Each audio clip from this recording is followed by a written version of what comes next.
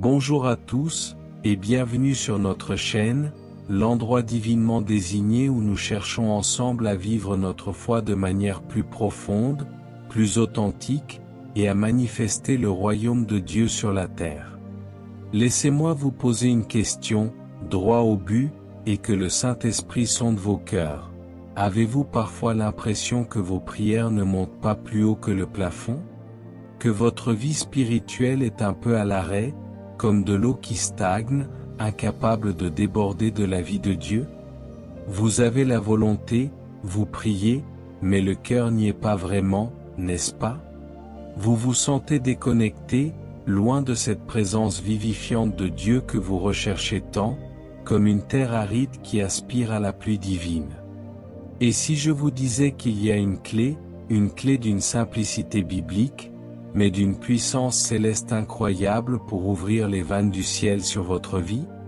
Et ce, mes amis, en seulement 7 jours, si vous vous engagez avec intention et foi. Dans cette vidéo, je ne vais pas juste vous parler de prière en théorie. Je vais vous donner un plan d'action concret, jour après jour, directement tiré des principes éternels de la parole de Dieu, pour que votre prière du matin devienne non seulement le moment le plus transformateur de votre journée, mais aussi le catalyseur de votre destinée. Une semaine, mes bien-aimés. C'est tout ce qu'il faut pour aligner votre âme à la volonté parfaite de Dieu et vous sentir rempli de son esprit comme jamais auparavant. Alors restez avec moi, parce que ce que nous allons commencer aujourd'hui, par la puissance du Saint-Esprit, pourrait bien changer le cours de votre vie et vous propulser dans une dimension nouvelle de votre relation avec le Père. Il est écrit dans l'Évangile selon Jean, chapitre 15, verset 18, « Si le monde vous hait, sachez qu'il m'a haï avant vous. » Ces paroles de Jésus résonnent aujourd'hui avec une force prophétique que beaucoup aimeraient cacher. Elles nous rappellent que le chemin de la vérité, le chemin de la fidélité à Christ, est souvent en opposition frontale avec les valeurs du monde et ses schémas de pensée négatifs. Aujourd'hui, je t'invite à marcher avec moi sur ce chemin de révélation, à découvrir pourquoi ta fidélité à Christ bouleverse les certitudes de ce monde déchu et fait trembler les forteresses invisibles qui ont peut-être emprisonné ton esprit. Avant d'aller plus loin, prends un instant pour aimer cette vidéo et t'abonner à la chaîne Leader du Royaume. C'est un geste simple, mais il me permet de continuer à partager ces messages qui, je le crois, portent la voix de l'Éternel jusqu'aux confins du monde, là où les âmes ont faim et soif de la vérité. Je t'encourage aussi à écrire en commentaire cette phrase, une confession de foi, une proclamation audacieuse, ma foi est plus forte que le regard des hommes. Que chacun puisse lire ce témoignage, s'en inspirer et se sentir encouragé à marcher dans une liberté divine. Reste bien jusqu'à la fin car nous allons ensemble traverser les Écritures saintes, découvrir cette révélation puissante et terminer par une prière qui scellera cette vérité dans ton âme, la rendant inébranlable. Que le Saint-Esprit ouvre ton esprit et affermisse ton cœur, car ce que tu vas entendre aujourd'hui pourrait transformer radicalement ta manière de porter la lumière de Christ et de manifester son royaume en vous libérant des chaînes du passé. Lorsque l'on parcourt les Écritures, on découvre que la foi authentique, la foi qui agit et qui déplace les montagnes, a toujours dérangé ceux qui refusèrent la lumière et que cette élévation spirituelle, cette transformation intérieure, est la marque des vrais disciples de Christ. Mes bien-aimés, avant de plonger dans notre défi de 7 jours, nous devons impérativement comprendre le fondement divin de la prière matinale. Pourquoi le matin? Qu'est-ce que ce moment de la journée a de si spécial, de si propice à la rencontre avec le Créateur?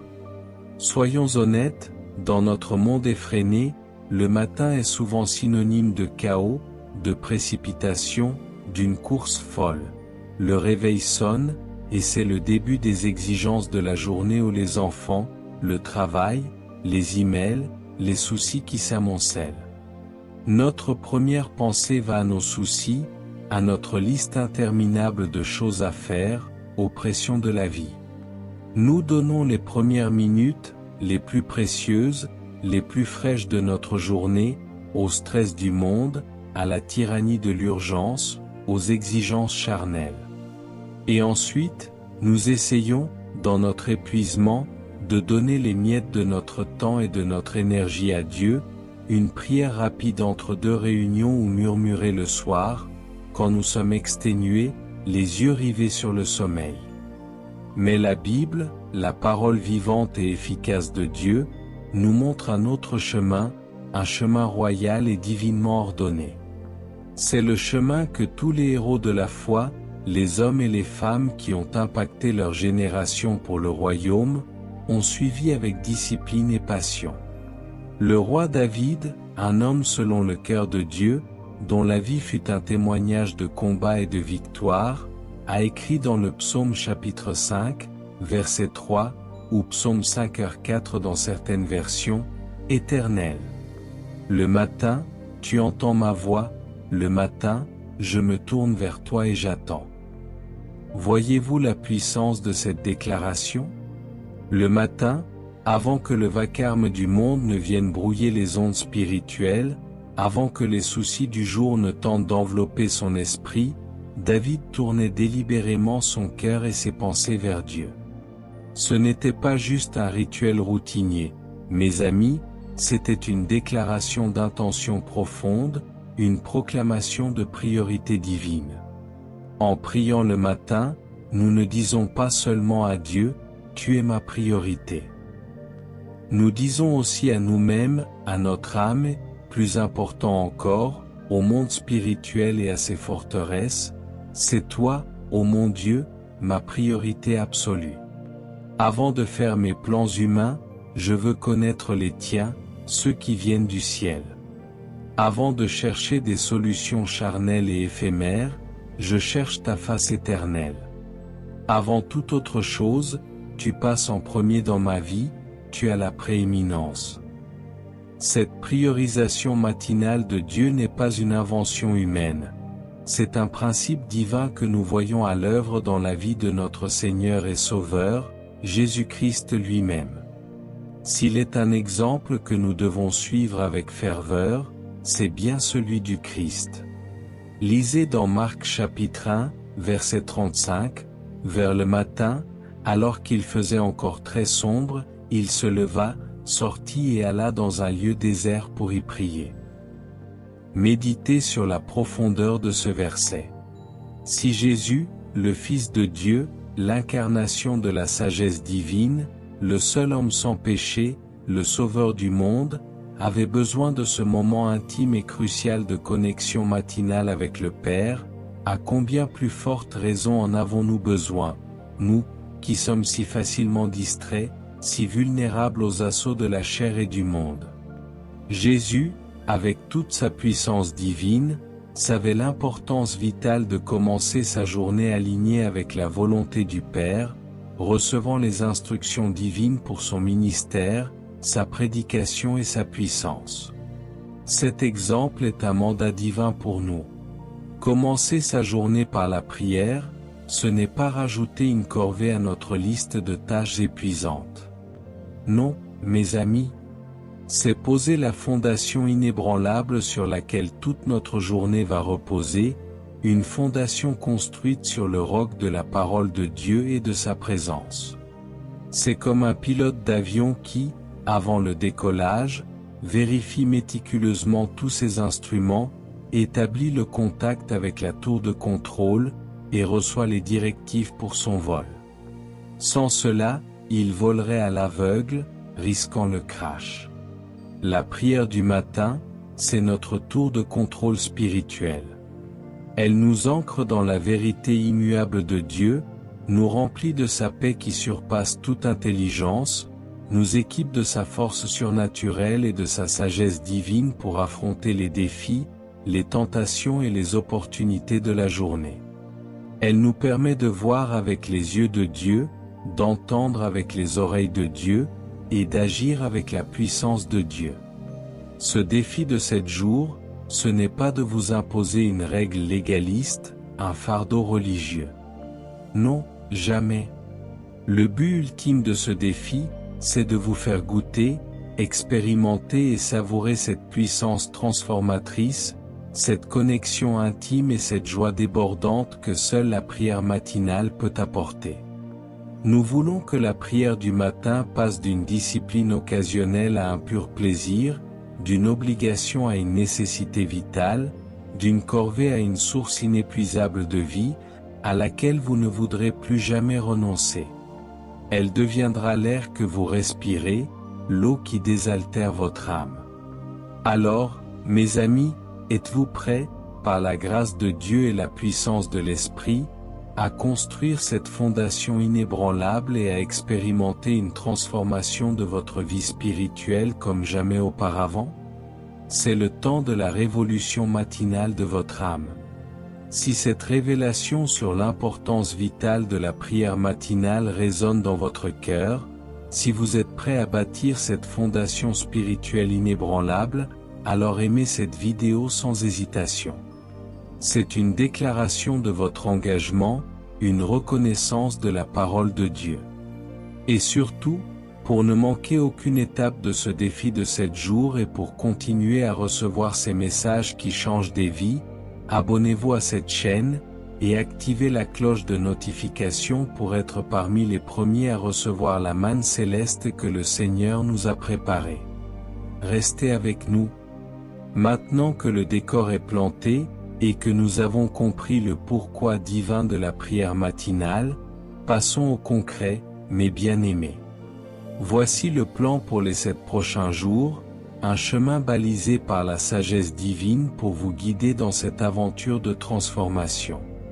Chaque jour, nous allons nous concentrer sur un thème précis, une facette essentielle de notre relation avec Dieu.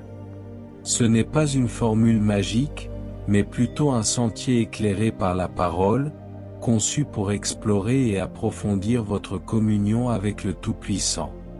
Le tout premier jour, mes amis, nous ne demandons rien. Nous nous approchons du trône de grâce avec une seule attitude, celle de la reconnaissance et de l'adoration. La gratitude, mes amis, n'est pas seulement une belle émotion, c'est la clé d'or qui ouvre les portes de la présence de Dieu. C'est le protocole divin pour entrer dans la salle du trône du Très-Haut. Le psaume chapitre 100, versets 4 et 5, nous instruit avec une clarté absolue, entrez dans ses portes avec des actions de grâce, dans ses parvis avec la louange. Célébrez-le, bénissez son nom. Car l'Éternel est bon, sa bonté dure toujours, et sa fidélité de génération en génération. Ce verset est un plan d'accès direct à la présence de Dieu. Il nous dit clairement que la porte d'entrée est la reconnaissance, et les parvis sont emplis de louanges. Pour entrer dans la présence de Dieu, il ne faut pas de sacrifice de sang ou d'offrande matérielle aujourd'hui, mais un sacrifice de louange et de gratitude. Demain matin, au réveil, avant même que les soucis du jour ne tentent d'envahir votre esprit, avant de penser à votre agenda ou à vos problèmes, prenez un moment sacré pour remercier Dieu. Commencez simplement, avec un cœur humble et reconnaissant, remerciez-le pour le souffle de vie qui vous anime, pour le simple fait d'être en vie, pour un toit au-dessus de votre tête, pour la nourriture dans votre assiette, pour la vue, l'ouïe, le toucher. Puis, élevez votre cœur et remerciez-le pour votre famille, vos amis, votre communauté, votre Église. Remerciez-le surtout pour le salut en Jésus-Christ, le plus grand et le plus immérité des cadeaux, le sacrifice de la croix qui vous a racheté de la puissance des ténèbres. Remerciez-le même pour les épreuves et les défis qui vous ont rendu plus fort, qui ont révélé sa fidélité et sa puissance dans votre faiblesse. Remerciez-le pour sa fidélité qui ne vous a jamais lâché, même quand vous l'avez oublié ou que vous vous êtes éloigné. Comme l'apôtre Paul nous le rappelle dans 1 Thessaloniciens chapitre 5, verset 18, « Rendez grâce en toutes choses, car c'est à votre égard la volonté de Dieu en Jésus-Christ. Ce n'est pas une suggestion, mes amis, c'est une volonté divine. En commençant par la gratitude, nous ne faisons pas que changer notre humeur, nous changeons complètement notre perspective. Nous passons d'une mentalité de manque, de frustration et de plainte à une mentalité d'abondance, de reconnaissance et de confiance en la provision infinie de Dieu. C'est le premier pas pour aligner votre esprit sur le cœur du Père. Le roi David, dont nous avons déjà parlé, était un maître de la gratitude proactive. Ses psaumes sont remplis d'exhortations à la louange et à l'action de grâce, même au milieu de la détresse. Dans le psaume chapitre 103, versets 1 à 5, David se commande à lui-même, à son âme, « Mon âme, bénis l'Éternel. Que tout ce qui est en moi bénisse son saint nom. Mon âme, bénis l'Éternel, et n'oublie aucun de ses bienfaits. C'est lui qui pardonne toutes tes iniquités, qui guérit toutes tes maladies. C'est lui qui délivre ta vie de la fosse, qui te couronne de bonté et de miséricorde. C'est lui qui rassasie de bien ta vieillesse, qui te fait rajeunir comme l'aigle. » David ne se contente pas d'être reconnaissant en général, il énumère spécifiquement les bienfaits de Dieu, se forçant à se souvenir de chaque miracle, de chaque acte de bonté divine. C'est cette attitude intentionnelle de gratitude qui le maintenait connecté à la source de sa force et de sa joie. De même, dans le psaume 34, verset 1, il déclare « Je bénirai l'Éternel en tout temps, sa louange sera toujours dans ma bouche. » La gratitude était une constante dans sa vie, un mode de vie qui le rapprochait de Dieu, même quand il fuyait devant ses ennemis. En ce premier jour, la gratitude est votre passeport pour la salle du trône.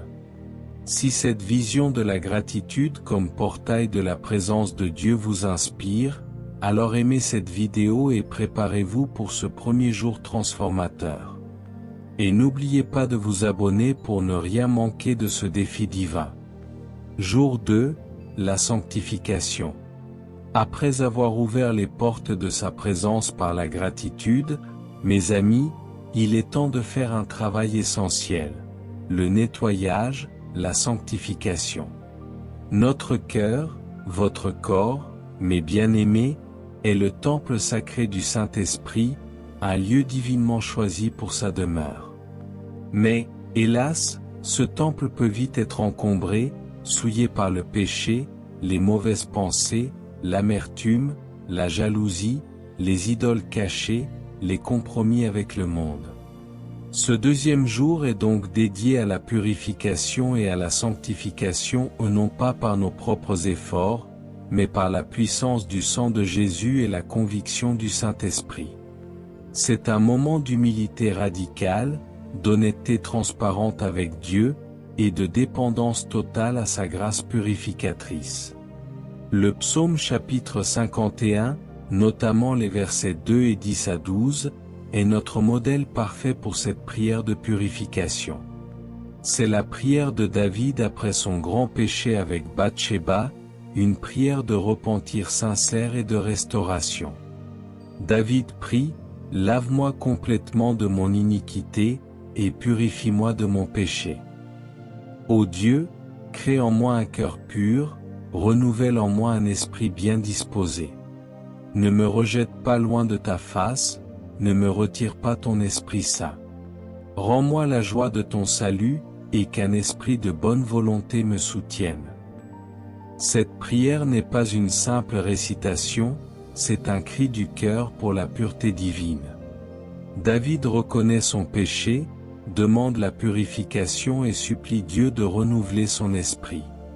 Et écoutez cette promesse incroyable, réconfortante et pleine de grâce, dans 1 Jean chapitre 1, verset 9, « Si nous reconnaissons nos péchés, il est fidèle et juste pour nous les pardonner et nous purifier de tout mal. » Ce verset est l'assurance même de notre pardon. Il ne dépend pas de la gravité de votre péché, mais de la fidélité et de la justice de Dieu, basé sur le sacrifice parfait de Jésus-Christ. Sa fidélité est sans faille. Dans votre prière de ce deuxième matin, avec un cœur contrit mais plein d'espérance, demandez au Saint-Esprit de scanner votre cœur. Demandez-lui de vous montrer, par sa douce conviction, tout ce qui n'est pas aligné avec la sainteté de Dieu. Cela peut être une parole dure que vous avez prononcée, une pensée de jalousie, un manque de pardon envers quelqu'un, une procrastination coupable, un manque de foi, une idolâtrie cachée, tout ce qui prend la place de Dieu dans votre vie. Confessez humblement ses fautes, ses paroles, ses pensées cachées. Et puis, par la foi absolue dans le sacrifice de Jésus, recevez son pardon total et complet. Imaginez le sang précieux de Jésus qui vous lave complètement, qui vous purifie de toute iniquité, qui vous rend blanc comme neige, plus blanc que la neige immaculée. C'est une étape absolument vitale et non négociable, mes amis, car le péché non confessé crée une barrière, une obstruction invisible mais très réelle, entre nous et Dieu. C'est une pollution spirituelle qui entrave la communion, affaiblit notre prière et étouffe la voix du Saint-Esprit. En faisant ce ménage spirituel, cette purification matinale par le sang de l'agneau et la repentance sincère, vous vous rapprochez de lui, sans rien qui bloque la connexion divine, sans rien qui entrave le flot de sa vie et de sa puissance dans votre âme. Vous purifiez le temple pour que la gloire du Seigneur puisse pleinement y demeurer. L'apôtre Pierre a eu une vision puissante de Dieu sur la pureté et la sanctification dans Actes chapitre 10, versets 9 à 16. Alors qu'il priait, il a vu le ciel s'ouvrir et une grande nappe descendre, remplie d'animaux impurs selon la loi juive. Une voix lui a dit, « Lève-toi, Pierre, tue et mange. » Pierre a répondu, « Non, Seigneur, car je n'ai jamais rien mangé de souillé ni d'impur. » Mais la voix lui a dit à 3 reprises, « Ce que Dieu a déclaré pur, toi, ne le regarde pas comme impur. » Cette vision a préparé Pierre à comprendre que Dieu purifiait non seulement les aliments, mais aussi les personnes, les gentils, qu'il allait utiliser. Pour nous aujourd'hui, cela signifie que Dieu est celui qui purifie et sanctifie nos cœurs, même les choses que nous pensions impures dans nos vies, si nous lui permettons de le faire. C'est une action divine, pas seulement humaine. Notre rôle est de confesser, et le sien est de purifier. Si cette vision de la sanctification comme chemin vers une communion intime avec Dieu vous parle, alors aimez cette vidéo. Et si vous êtes prêt à recevoir la purification divine et à laisser Dieu vous rendre blanc comme neige, n'oubliez pas de vous abonner pour les révélations des prochains jours. Jour 3, la direction. Maintenant que votre cœur est reconnaissant et purifié par le sang de l'agneau, mes bien-aimés, il est temps de chercher sa direction, son alignement divin pour votre journée. Trop souvent, dans notre autonomie humaine, nous faisons nos plans minutieusement, nous dressons nos listes de tâches, et ensuite, nous nous approchons de Dieu en lui demandant de bénir nos plans, de mettre son tampon d'approbation sur ce que nous avons déjà décidé. La prière du matin, telle que Dieu l'entend, c'est l'inverse radical.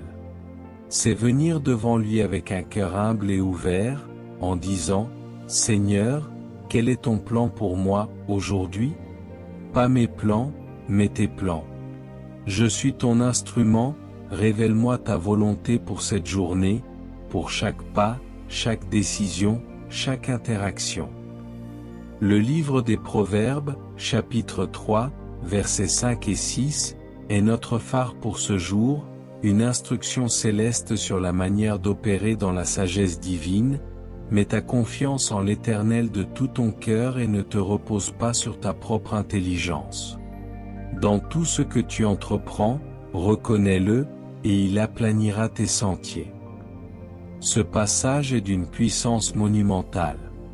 Il nous exhorte à une dépendance totale à Dieu, non pas à notre propre intellect limité, mais à la sagesse infinie du Créateur.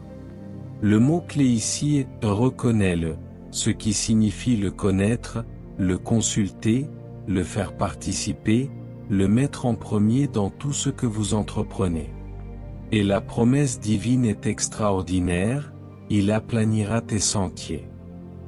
Cela signifie qu'il ôtera les obstacles, qu'il ouvrira les portes fermées, qu'il vous conduira sur le chemin droit et parfait pour votre vie, même au milieu de la complexité.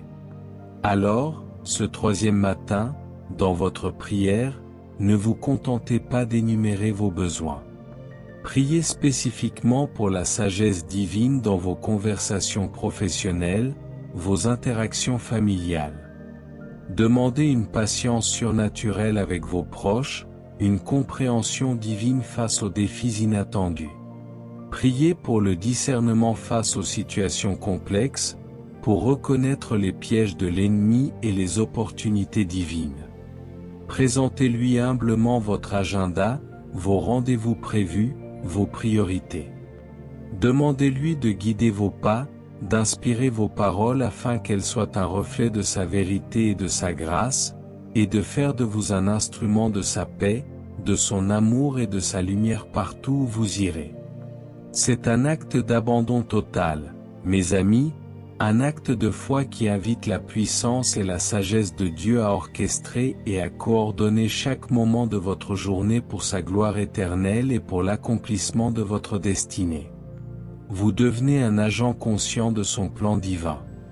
Un exemple frappant de l'importance de chercher la direction divine se trouve dans l'histoire de Josué avec les Gabaonites, dans Josué chapitre 9, versets 14 et 15. Après la chute de Jéricho et Haï, Josué était un leader puissant, marchant de victoire en victoire. Cependant, les Gabaonites vinrent avec ruse, se faisant passer pour des messagers de loin, cherchant un traité de paix. Les Israélites, y compris Josué, ont été trompés par leur apparence. Il est écrit, les hommes d'Israël prirent de leurs provisions, et ils ne consultèrent point l'Éternel. Josué fit la paix avec eux et conclut avec eux une alliance par laquelle il s'engageait à leur laisser la vie, et les chefs de l'assemblée le leur jurèrent. Le problème n'était pas l'apparence, mais l'absence de consultation divine. Malgré les succès passés, ils ont agi selon leur propre intelligence et leur discernement humain, et non selon la direction claire de Dieu. Cette erreur leur a coûté cher, car ils se sont retrouvés liés par un serment à un peuple qui aurait dû être combattu. Cet exemple souligne l'importance vitale de consulter Dieu avant toute décision, même celle qui semble évidente ou avantageuse selon la sagesse humaine. À l'inverse, David, après que Tsiklag fut brûlé et sa famille capturée, alors qu'il était accablé de douleur et que son peuple voulait le lapider, n'a pas agi selon sa propre détresse ou l'impulsion du moment. Il a cherché la direction divine. Dans 1 Samuel chapitre 30, verset 8, il est écrit, « Et David consulta l'Éternel, en disant, poursuivrai-je cette troupe? L'atteindrai-je? L'Éternel lui répondit, poursuis, car tu atteindras certainement, et tu délivreras. » David a consciemment pris le temps de consulter Dieu, même dans une situation d'extrême urgence et de détresse émotionnelle. Et Dieu lui a donné une direction claire, précise, qui a mené à une victoire totale et à la restitution de tout ce qui avait été perdu. C'est l'illustration parfaite de Proverbe 3h6. En reconnaissant Dieu dans toutes nos voies, il aplanit nos sentiers et nous conduit à la victoire. En priant pour la direction ce matin, vous n'êtes pas seulement en train de demander des informations, vous êtes en train d'inviter le Dieu Tout-Puissant à copiloter votre journée, à la synchroniser avec son agenda céleste, et à transformer chaque obstacle en opportunité pour sa gloire. Si l'idée de marcher dans un alignement divin parfait vous remplit d'espérance, alors aimez cette vidéo sans hésitation. Et si vous êtes prêt à voir vos sentiers aplanis par la sagesse de Dieu, n'oubliez pas de vous abonner à cette chaîne pour ne manquer aucune des prochaines clés divines. Jour 4, l'intercession. Mes bien-aimés, notre foi n'est jamais faite pour être vécue en solo, dans un égoïsme spirituel. Une fois que nous avons pris soin de notre relation verticale avec Dieu par la gratitude, la sanctification et la recherche de sa direction, notre cœur doit s'élargir pour embrasser les autres, pour porter leur fardeau, pour se tenir sur la brèche en leur faveur. Le 4e jour de notre défi est donc dédié à l'intercession, une forme de prière puissante qui nous fait sortir de notre nombril et nous connecte au cœur de compassion de Dieu pour le monde qui nous entoure. C'est le battement du cœur de Christ en nous qui nous pousse à prier pour ceux qui ne peuvent pas prier pour eux-mêmes, ou qui sont dans le besoin. L'apôtre Paul, ce géant de la foi, nous le dit clairement dans 1 Timothée chapitre 2, verset 1, « J'encourage donc avant tout à faire des demandes, des prières, des supplications, des actions de grâce pour tous les hommes. » Ce verset est un commandement sans équivoque. Paul nous dit que l'intercession est une priorité absolue, avant tout. C'est un acte d'amour profond, une expression de la charité chrétienne la plus pure. Prier pour les autres, c'est se tenir à leur place, c'est porter leur fardeau devant le trône de grâce, c'est se faire le pont entre leurs besoins et la provision divine. C'est l'un des plus grands actes d'amour, de sacrifice et de solidarité qui soit, car il reflète le cœur même de Jésus, qui intercède pour nous à la droite du Père. Alors, ce 4e matin, faites une liste intentionnelle, dirigée par le Saint-Esprit. Commencez par votre cercle le plus proche, votre famille, conjoint, enfants, parents, frères et sœurs, vos amis intimes, les membres de votre Église, votre pasteur et les leaders spirituels qui vous nourrissent. Priez spécifiquement pour leurs besoins, pour leur santé physique et spirituelle, pour leur mariage, pour leurs finances, pour leur relation avec Dieu, pour leur protection divine. Élargissez ensuite votre intercession.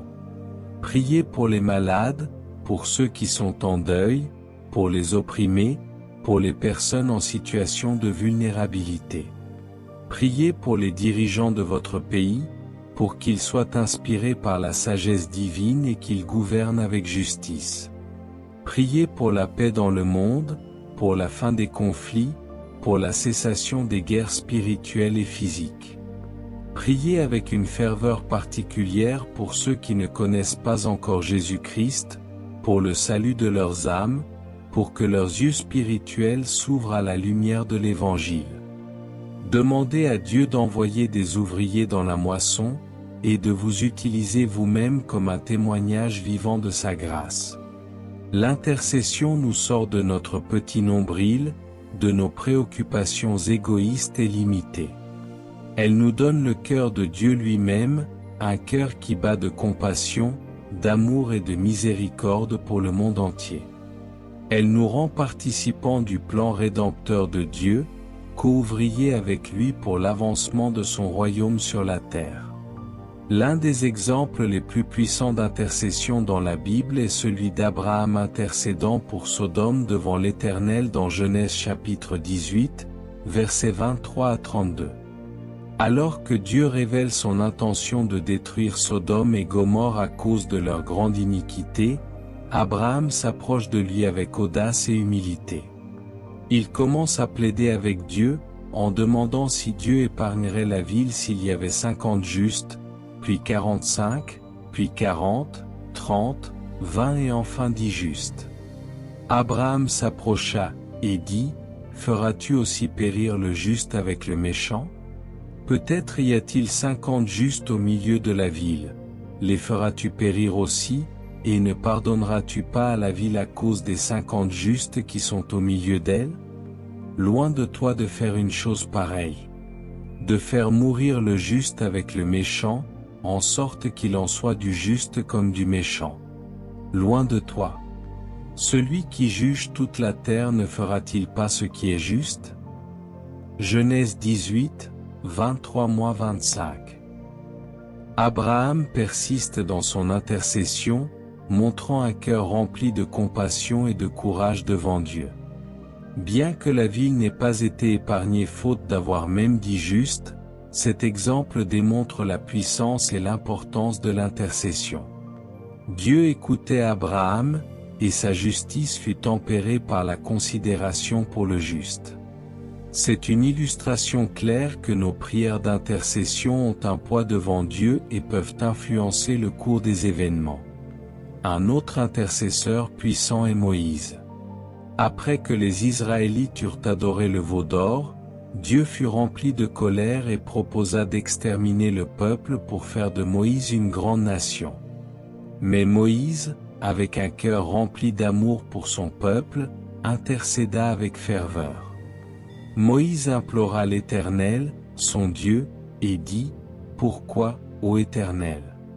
Ta colère s'enflammerait-elle contre ton peuple, que tu as fait sortir du pays d'Égypte par une grande puissance et par une main forte? Pourquoi les Égyptiens diraient-ils, c'est pour leur malheur qu'il les a fait sortir, c'est pour les tuer dans les montagnes, et pour les exterminer de la face de la terre? Reviens de l'ardeur de ta colère, et repens-toi du mal que tu veux faire à ton peuple. Souviens-toi d'Abraham, d'Isaac et d'Israël, tes serviteurs, auxquels tu as dit, en jurant par toi-même, je multiplierai votre postérité comme les étoiles du ciel, et je donnerai à vos descendants tout ce pays dont j'ai parlé, afin qu'ils le possèdent à jamais. L'Éternel se repentit du mal qu'il avait dit vouloir faire à son peuple. Exode 32, 11-14. La prière d'intercession de Moïse a littéralement détourné la colère de Dieu. C'est la preuve de la puissance extraordinaire de l'intercession, qui nous permet de nous tenir entre le jugement de Dieu et l'humanité, comme Jésus l'a fait pour nous. Si cette vérité sur l'intercession vous pousse à embrasser les fardeaux des autres, alors aimez cette vidéo et commencez à prier pour ceux qui vous entourent. Et pour continuer à découvrir les richesses de la prière, abonnez-vous à notre chaîne. Jour 5, la proclamation. La prière, mes bien-aimés, n'est pas simplement un monologue passif où nous déversons nos doléances. Non. C'est un acte d'autorité spirituelle, une déclaration de souveraineté du royaume de Dieu sur notre vie et notre environnement. Le 5e jour de notre défi, nous allons nous armer de la parole de Dieu, cette épée à double tranchant, et la proclamer avec audace et foi sur nos vies, sur nos situations, et sur notre destinée. L'Épître aux Hébreux, chapitre 4, verset 12, nous révèle la nature dynamique et vivante de la parole de Dieu, car la parole de Dieu est vivante et efficace, plus coupante qu'une épée à deux tranchants, pénétrant jusqu'à la division de l'âme et de l'esprit, des jointures et des moelles, elle juge les sentiments et les pensées du cœur. Quand nous prions les promesses de Dieu, quand nous proclamons sa parole sur une situation, nous ne faisons pas que réciter de vieux textes sacrés. Nous libérons une puissance créatrice dans notre réalité. La parole de Dieu n'est pas inerte, elle est vivante, active, et elle opère des miracles. Elle pénètre au plus profond de notre être, démasque les mensonges de l'ennemi, et juge les intentions de notre cœur pour les aligner sur la volonté de Dieu.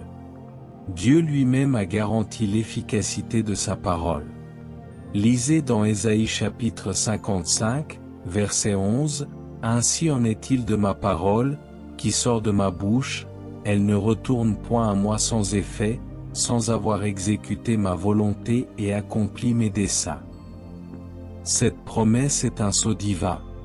La parole de Dieu, une fois libérée par votre bouche, ne reviendra jamais à lui sans avoir accompli la tâche pour laquelle elle a été envoyée. C'est une force irrépressible qui réalise les desseins de Dieu. Alors, ce 5e matin, après avoir adoré, confessé et intercédé, Trouvez des promesses bibliques spécifiques qui parlent directement à votre situation actuelle. Ne vous contentez pas de lire passivement, proclamez-les à voix haute, avec foi, comme si vous étiez devant un tribunal céleste, déclarant des vérités inébranlables. Si vous luttez contre la peur ou l'anxiété, proclamez Ésaïe chapitre 41, verset 10, « N'aie pas peur, car je suis avec toi. Ne jette pas des regards inquiets, car je suis ton Dieu. Je te fortifie, je viens à ton secours, je te soutiens par ma main droite victorieuse. » Personnalisez ce verset, mes amis. Dites, « Seigneur, merci parce que tu es avec moi. Tu me fortifies. Tu viens à moi en secours. Tu me soutiens par ta main droite victorieuse. Je n'aurai pas peur. » Si vous faites face à la maladie ou à la faiblesse physique, proclamez Ésaïe chapitre 53, verset 5, « C'est par ces meurtrissures que nous sommes guéris. » Dites, « Seigneur Jésus, par tes meurtrissures, je déclare que je suis guéri, que la maladie quitte mon corps, au nom de Jésus. » Si vous avez besoin de provisions financières, proclamez Philippiens chapitre 4, verset 19, « Et mon Dieu pourvoira à tous vos besoins selon sa richesse, avec gloire, en Jésus-Christ. » Dites, « Mon Dieu pourvoit à tous mes besoins selon sa richesse en gloire par Jésus-Christ. Je ne manquerai de rien. » En faisant cela, vous ne faites pas que réciter des mots, vous bâtissez activement votre foi sur le roc indestructible des promesses de Dieu. Vous déplacez les montagnes spirituelles, vous démantelez les forteresses de la négativité et du mensonge de l'ennemi. Vous créez la réalité que Dieu a déjà décrétée pour vous dans les cieux. La proclamation est une manifestation audible de votre foi, et la foi est la monnaie du royaume qui active les bénédictions divines. Le premier et le plus grand exemple de proclamation se trouve dans la Genèse, lors de la création. Dieu n'a pas fait la lumière, il a dit, « Que la lumière soit. » Et la lumière fut. Genèse 1h3. Il a parlé aux ténèbres, et la lumière est apparue. Il a parlé au chaos, et l'ordre s'est manifesté. Le schéma se répète tout au long du chapitre 1 de la Genèse, Dieu dit, et cela fut ainsi. Genèse 1h6, 9, 11, 14, 20, 24, 26. C'est la nature de la parole de Dieu, elle est créatrice. Quand vous proclamez la parole de Dieu, vous participez à cette nature créatrice. Vous ne créez pas par vous-même, mais vous libérez la puissance créatrice de Dieu qui est en vous par le Saint-Esprit. Vous déclarez ce que Dieu a déjà dit, et sa parole ne revient jamais à lui sans effet. Jésus a démontré la puissance de la proclamation en reprenant l'autorité sur les éléments naturels. Dans Marc chapitre 4, versets 35 à 39, alors qu'une grande tempête menaçait de faire couler leur barque, les disciples paniquaient. Mais Jésus, calmement, s'étant réveillé, menaça le vent, et dit à la mer, « Silence. Tais-toi. » Le vent cessa, et il y eut un grand calme. Jésus n'a pas prié la tempête, il l'a proclamée. Il a exercé son autorité par la parole. En tant qu'enfants de Dieu, nous avons l'autorité en Jésus-Christ pour proclamer sa parole sur nos tempêtes personnelles, qu'elles soient intérieures, peur, anxiété, ou extérieures, maladie, difficulté. Si cette vision de la proclamation comme arme spirituelle vous donne une nouvelle audace, alors aimez cette vidéo et commencez à déclarer la parole de Dieu sur votre vie avec foi. Et pour recevoir encore plus de puissance, abonnez-vous à notre chaîne. Jour 6, l'écoute. La prière, mes bien-aimés, est un dialogue, une conversation bidirectionnelle, pas un monologue répétitif où nous déversons nos requêtes sans attendre de réponse. Après 5 jours à parler à Dieu avec gratitude, confession, intercession et proclamation, le 6e jour, nous nous consacrons à la discipline la plus difficile de notre époque hyperconnectée et bruyante, le silence. C'est le jour de l'écoute, le jour où nous faisons taire le vacarme du monde et le bruit de nos propres pensées pour affiner nos oreilles spirituelles et entendre la douce, mais puissante, voix du berger. Le prophète Élie a trouvé Dieu, non pas dans le vent impétueux, ni dans le tremblement de terre, ni dans le feu, mais dans le son d'un fin silence. 1 Roi chapitre 19, verset 12.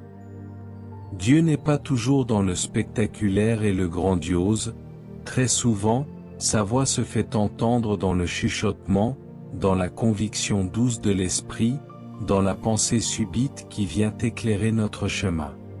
Le psaume chapitre 46, verset 10, notre verset d'ancrage que nous avons déjà exploré, nous ordonne « Arrêtez, et sachez que je suis Dieu ». Le « arrêtez » ou « bisti » dans d'autres versions, est une invitation divine à cesser toute agitation, tout mouvement, tout bruit intérieur et extérieur. C'est un appel à l'immobilité de l'âme, à une réceptivité totale.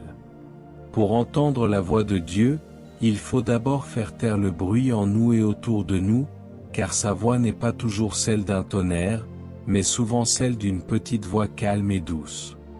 Alors, ce 6e matin, après votre prière habituelle, prenez 5 ou 10 minutes, ou plus si vous le pouvez, car c'est un muscle qui se développe, pour rester simplement silencieux dans sa présence. Ne demandez rien de plus. N'essayez pas de penser à ce que Dieu pourrait dire. Asseyez-vous ou agenouillez-vous, un carnet et un stylo à portée de main, et attendez. Soyez attentifs. Comment Dieu peut-il vous parler? Il peut vous parler par une pensée qui vient de nulle part et qui vous donne une solution à un problème, ou une direction claire. Une conviction profonde dans votre cœur, une paix qui confirme une voix, ou une agitation qui vous alerte. Un verset biblique qui remonte subitement à la surface de votre mémoire, avec une pertinence nouvelle et un éclairage puissant sur votre situation. Une image ou une vision dans votre esprit, une métaphore que Dieu utilise pour communiquer une vérité. Une forte impression ou un fardeau pour prier pour quelque chose ou quelqu'un. Soyez patients, mes amis. L'écoute de la voix de Dieu est un muscle spirituel qui se développe avec la pratique et la persévérance. Ne vous découragez pas si le silence est lourd au début. Persévérez.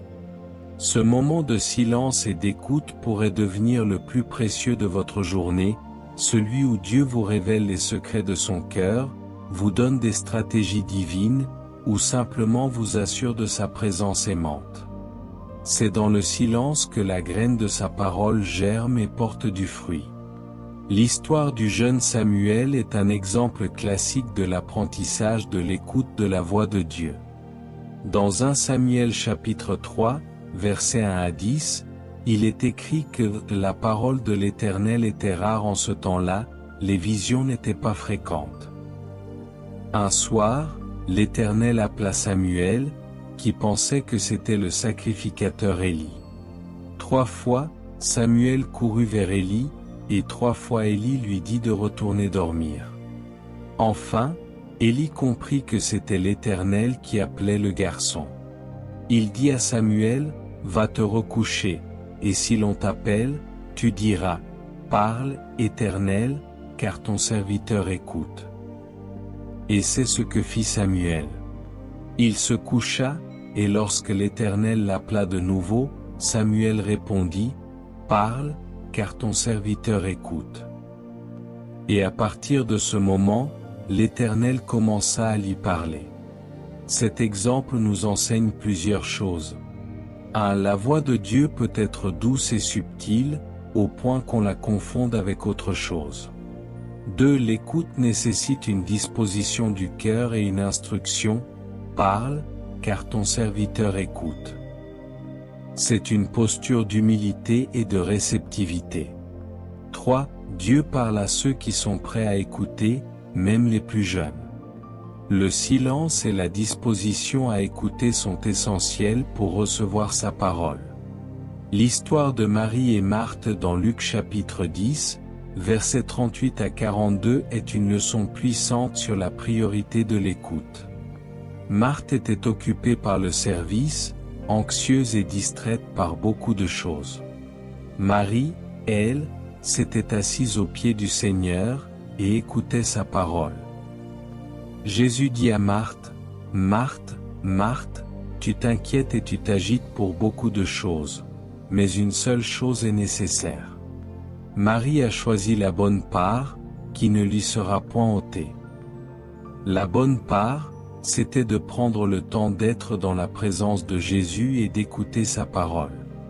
C'est une illustration directe de l'importance de faire taire l'agitation et de se mettre en position d'écoute attentive de la voix du Maître.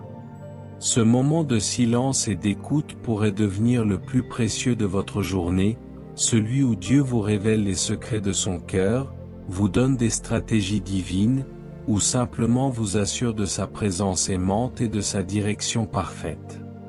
C'est dans le silence que la graine de sa parole germe et porte du fruit. Si l'idée d'entendre plus clairement la voix de votre berger vous remplit d'espérance, alors aimez cette vidéo et préparez-vous à ce moment sacré de silence. Et pour vous connecter plus profondément à Dieu, abonnez-vous à notre chaîne et activez la cloche. Jour 7, la louange. Nous arrivons au terme de cette semaine de transformation, mes bien-aimés, et nous allons la terminer en apothéose, comme nous l'avons commencé, mais à un niveau spirituel encore plus élevé. Le premier jour était dédié à la gratitude pour ce que Dieu fait, que ses bienfaits, ses actions dans nos vies. Le 7e jour, l'apogée de notre communion, est une explosion de louanges et d'adoration pour qui il est ou pour sa personne divine, sa grandeur incomparable, ses attributs éternels. La gratitude vise les cadeaux, la louange vise le donateur, le roi de gloire. Le psaume chapitre 145, versets 1 à 3, nous invite à cette adoration perpétuelle, « Je t'exalterai, ô mon Dieu, mon roi. Et je bénirai ton nom à toujours et à perpétuité. Chaque jour je te bénirai et je célébrerai ton nom. L'Éternel est grand et très digne de louange, et sa grandeur est insondable. » Ce psaume est une invitation à exalter Dieu, à bénir son nom sans cesse, à célébrer sa grandeur insondable. La louange n'est pas une émotion passagère. C'est un choix délibéré d'élever Dieu au-dessus de tout, de l'honorer pour sa majesté et sa perfection. Ce dernier jour, prenez le temps nécessaire pour adorer Dieu pour ses qualités divines. Louez-le pour sa sainteté absolue et immaculée, il est séparé de tout mal. Sa justice parfaite, il est toujours juste dans toutes ses voies. Sa miséricorde infinie et sa grâce insondable, il nous pardonne et nous bénit au-delà de ce que nous méritons. Son amour éternel et inconditionnel, un amour qui a envoyé Jésus mourir pour nous. Sa puissance illimitée et sa souveraineté incontestable, il est le Tout-Puissant qui contrôle l'univers. Sa fidélité indéfectible, ses promesses sont oui et amen. Sa sagesse omnisciente, il connaît tout de nous, même les pensées les plus profondes. Sa bonté persistante, il fait concourir toutes choses pour notre bien. Chantez à voix haute un chant de louange et d'adoration qui élève l'Esprit de Dieu en vous. Lisez à voix haute des psaumes entiers, comme le psaume 103, qui rappelle ses bienfaits, ou le psaume 150, qui est une explosion de louange avec tout ce qui respire. Louez l'Éternel. Louez Dieu dans son sanctuaire. Louez-le dans l'étendue où éclate sa puissance. Louez-le pour ses hauts faits. Louez-le selon l'immensité de sa grandeur. Psaume 150, 1-2. Laissez votre esprit, votre âme et votre corps se joindre à l'orchestre céleste de la louange. La louange, mes amis, n'est pas seulement une expression, elle est une arme spirituelle redoutable. Elle nous élève au-dessus de nos problèmes, de nos circonstances, de nos soucis et de nos fardeaux, et elle nous propulse directement dans la salle du trône de Dieu, là où sa présence est pleine et sa joie ineffable. La louange est un pont entre le ciel et la terre. Elle déplace les montagnes invisibles, brise les chaînes de l'ennemi, et ouvre les vannes du ciel pour déverser ses bénédictions. Elle scelle le travail fait durant la semaine et nous lance dans la semaine suivante avec une vision renouvelée de la grandeur de notre Dieu, remplie de puissance et de joie pour manifester son royaume.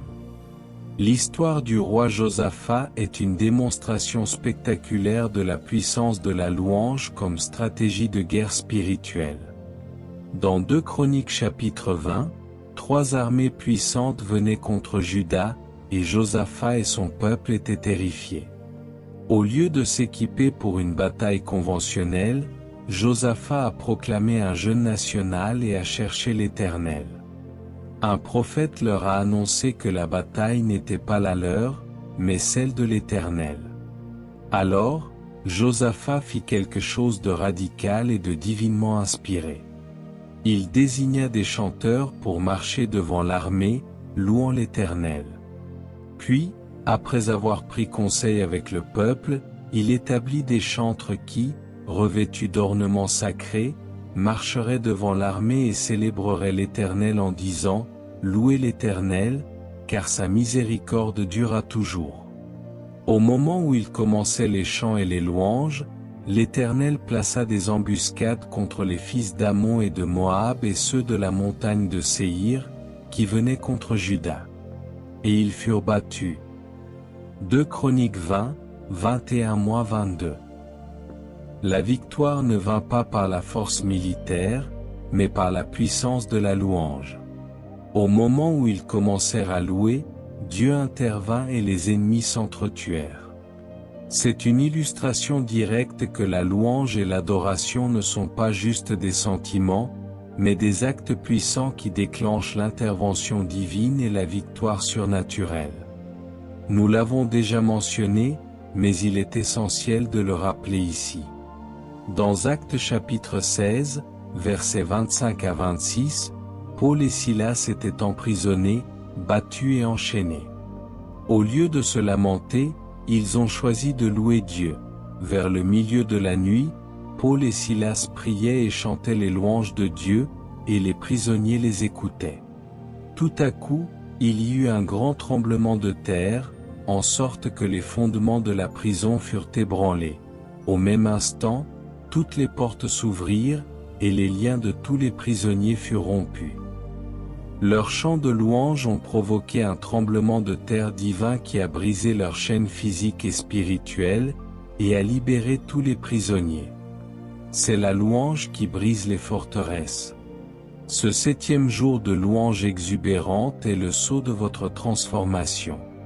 Il vous lance dans la semaine suivante avec une vision renouvelée de la grandeur de votre Dieu et une confiance inébranlable en sa puissance pour accomplir toutes choses.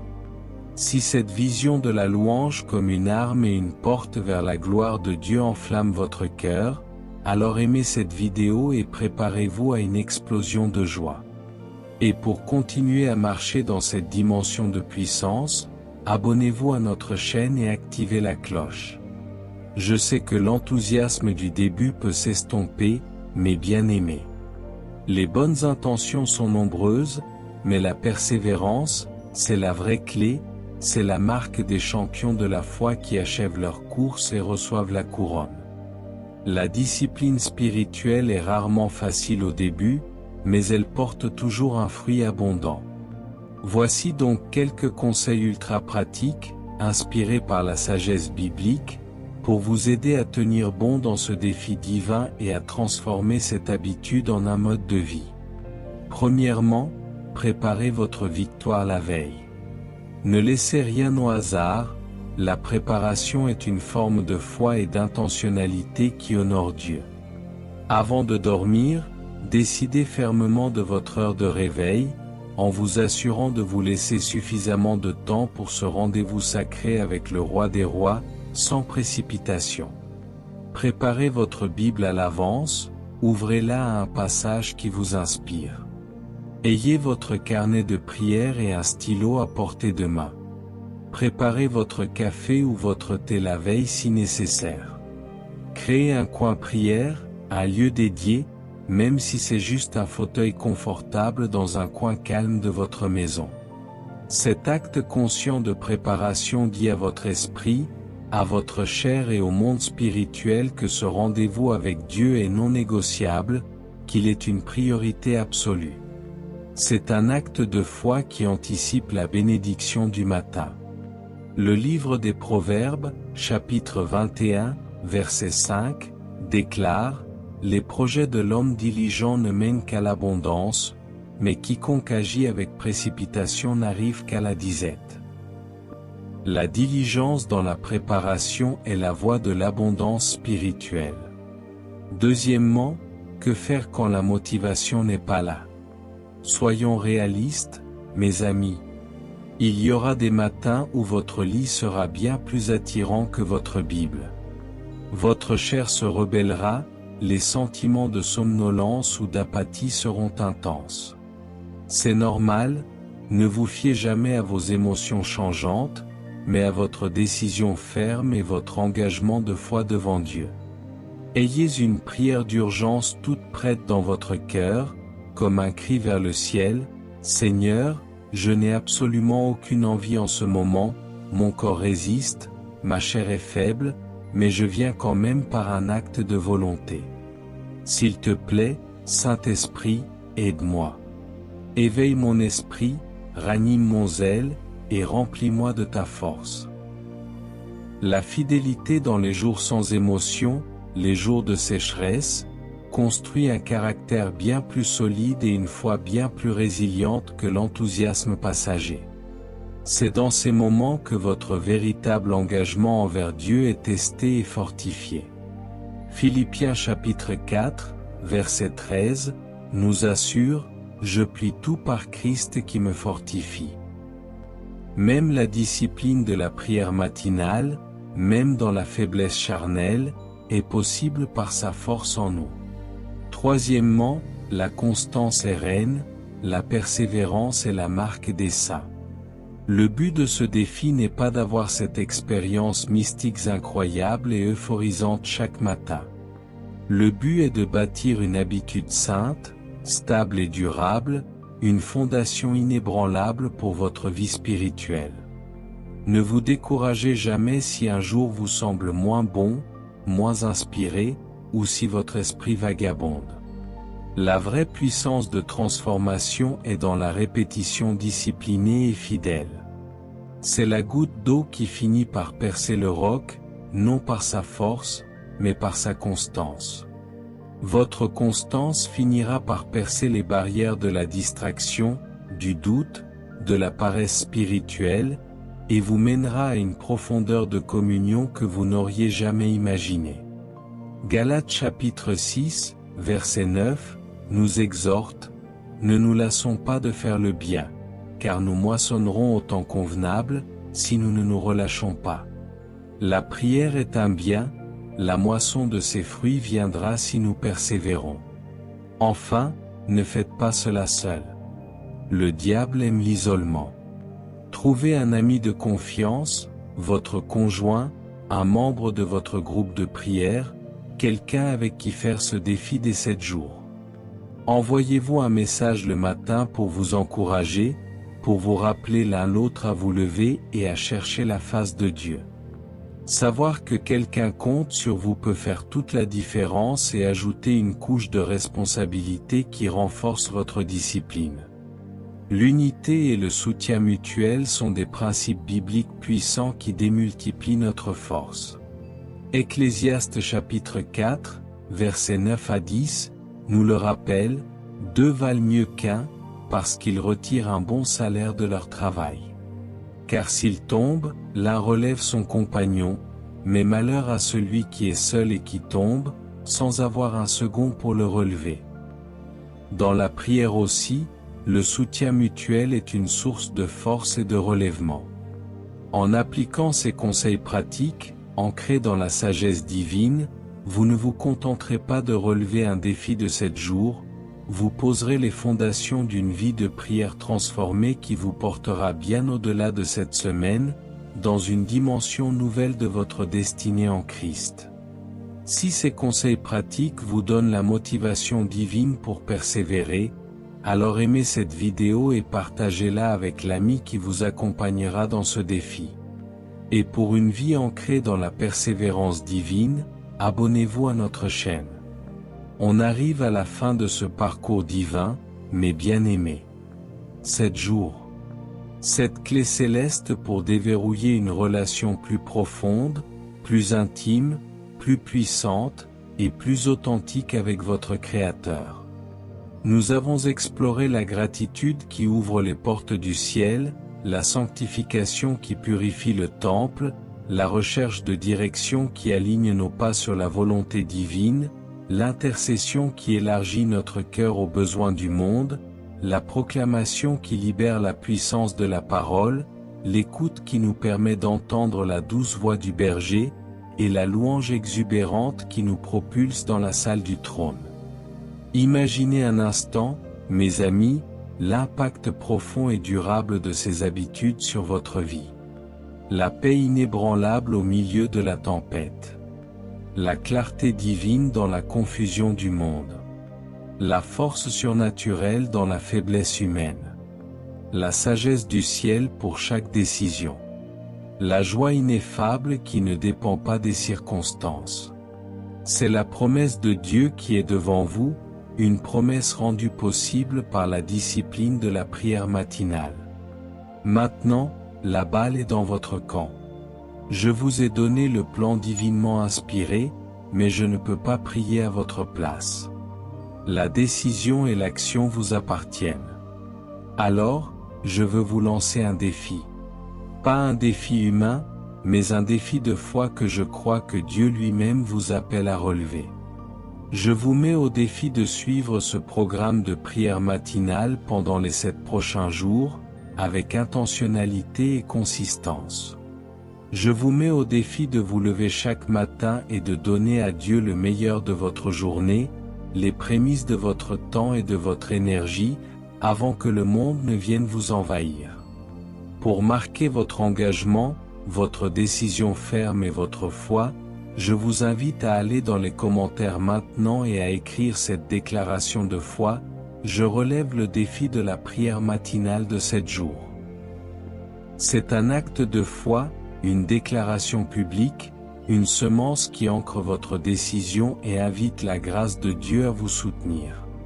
Et si ce message vous a parlé, si le Saint-Esprit a touché votre cœur et votre esprit, abonnez-vous à la chaîne Leader du Royaume pour ne rien manquer de nos prochaines vidéos qui visent à vous équiper pour manifester le Royaume de Dieu.